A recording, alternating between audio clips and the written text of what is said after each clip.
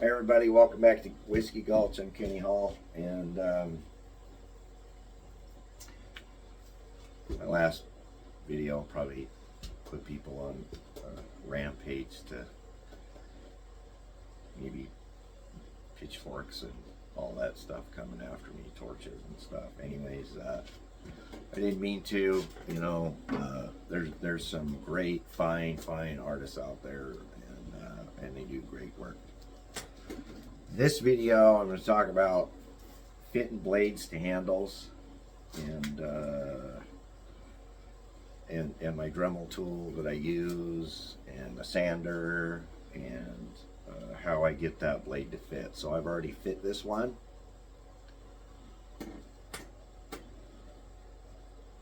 And this is what I want to achieve. And I'm going to try to do it with this next one. What I want to do is make it so that the blade stays in and I can put it in with relative ease, but it'll stay in. That way I can glue it, I can put it in, and then I can set it down to dry. This blade, I'm going to show you something over here. I'm going to move the camera around a lot in this video. And it's going to be noisy. So, all right, come on, let's go over here.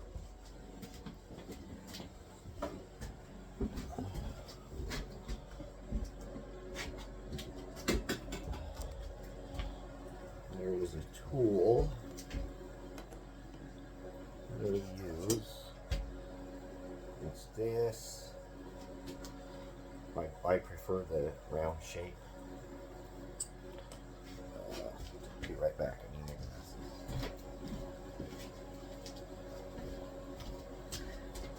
I'm gonna tilt this thing so that I'm able to use this one after this pad right here. Turn just a little bit.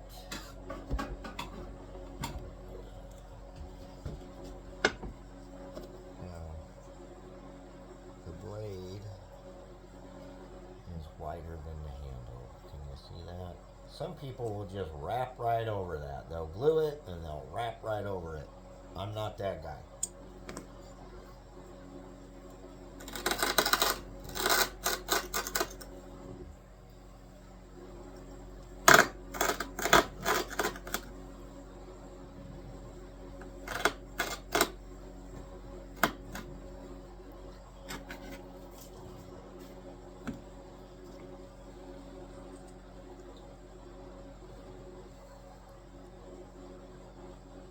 Now, after I glue it and I wrap it, I can have a little bit exposed at the tip.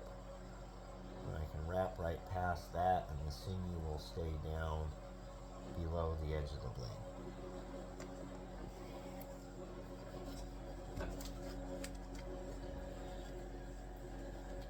But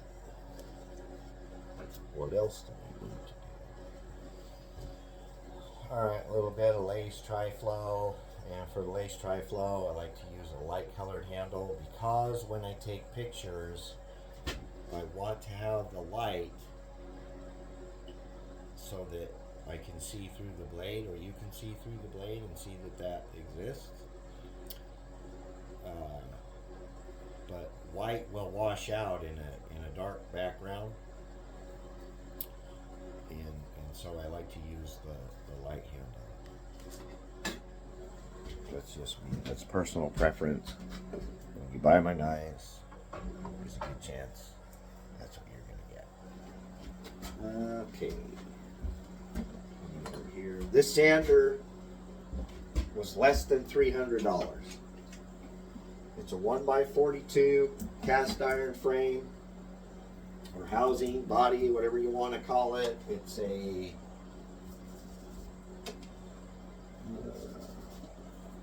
3rd horsepower, which is plenty for a sander. Dust collection. Quick release belt.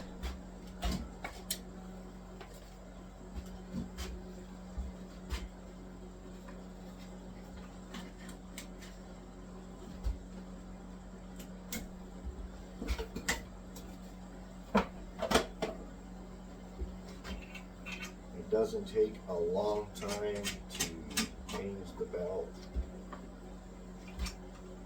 You know, if you're not worried about dust collection, you change the belt a lot quicker. Personally, due to health issues, prefer dust collection.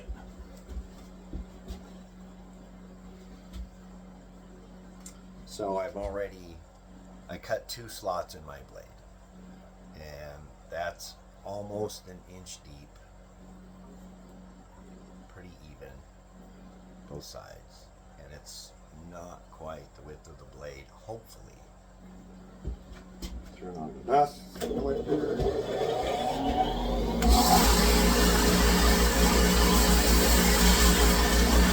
Now when I go in, I slide the sanding belt into this one, and I'm going to sand that biscuit out of it.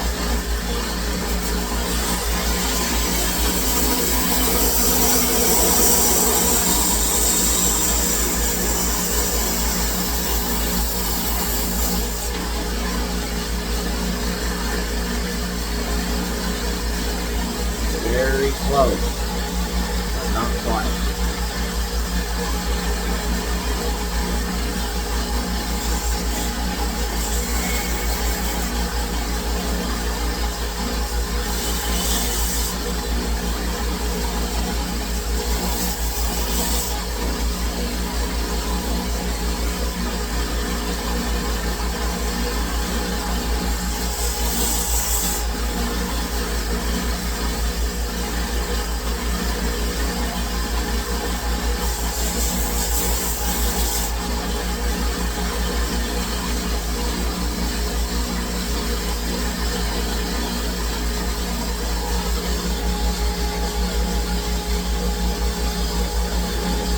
Now, what do I do about the shaking?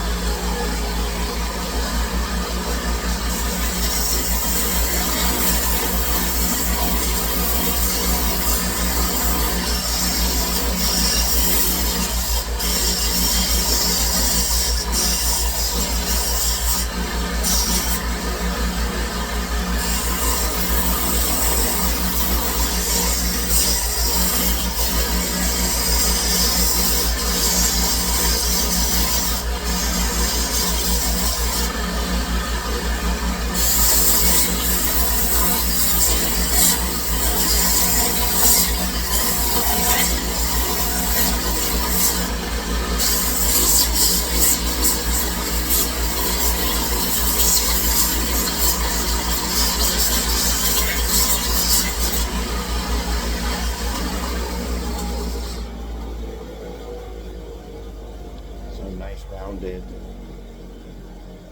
transition to the blade. This has been sanded off. This handle still needs sanded fine and buffed with the buffer. I'm not going to do that for sake of time. I will go ahead and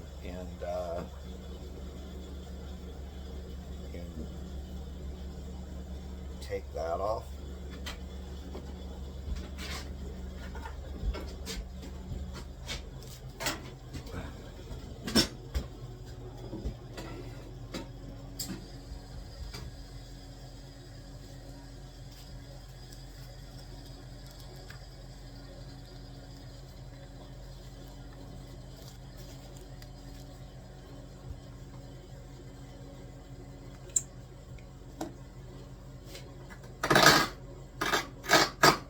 Looked like a full 1/4 inch, didn't it?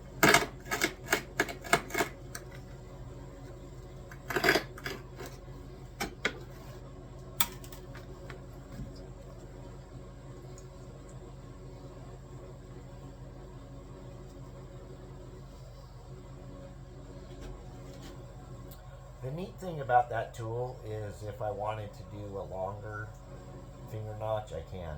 It's super easy. Or I can go back over and use the pressure flaker to do it.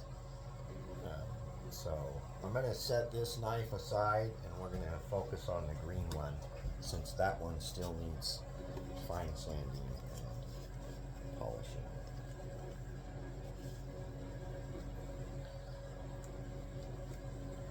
We bench.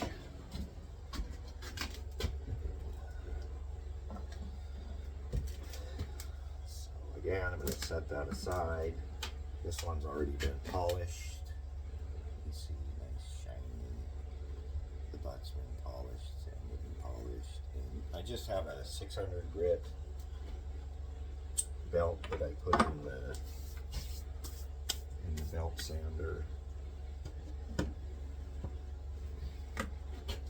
I use DEFCON.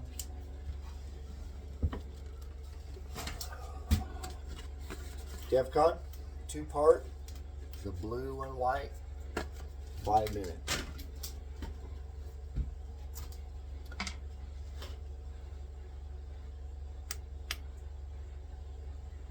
Only doing one. It's not a huge knife, so I'm not going to use a lot of glue. Here's all my coffee.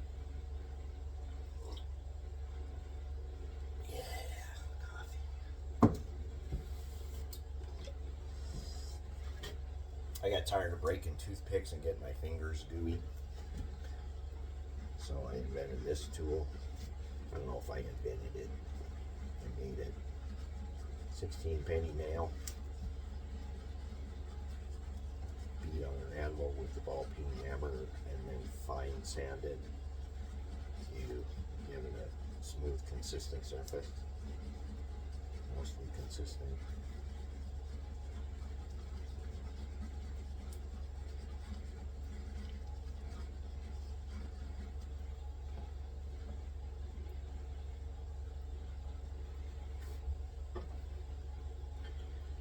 My siblings is probably screaming, fuming watching my video. But that's okay. Because I was here doing this. I'm honest about what I'm doing. If he doesn't like it, I guess he doesn't like it.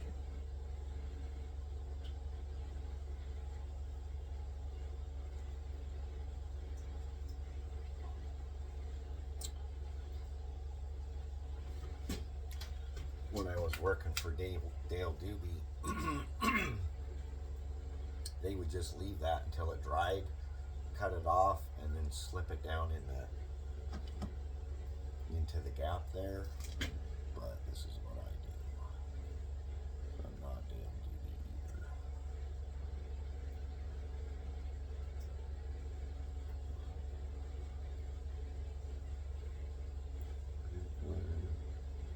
Mostly gonna take out of there.